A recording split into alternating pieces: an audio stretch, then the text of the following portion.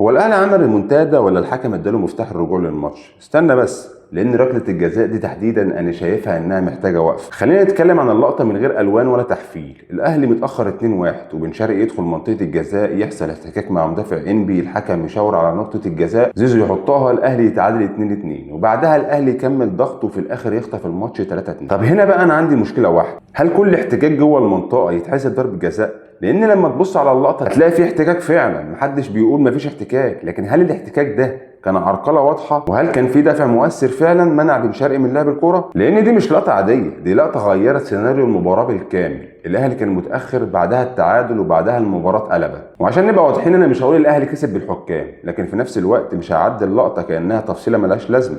لان لما تكون متاخر 2-1 وتاخد قرار زي ده يرجعك للمباراه، يبقى لازم نقول ان القرار نفسه يستحق المراجعه. انا هنا مش بناقش اسم الاهلي ولا نتيجه المباراه، انا بناقش لقطه ممكن تكون غيرت مسار الماتش كله. واللي شايف ان الركله مستحقه يشرح لي فين العرقله او الدفع المؤثر اللي يستوجب ضربه جزاء، واللي شايف العكس يقول رايه. اما انا فشايف ان اللقطه دي ابعد ما تكون عن ضربه جزاء واضحه. بما اننا بنحلل على الرايق، شوف اللقطه واحكم بنفسك، وبعدها البس لون التيشيرت اللي يعجبك. متنساش تخبط لايك وفولو على الرايق.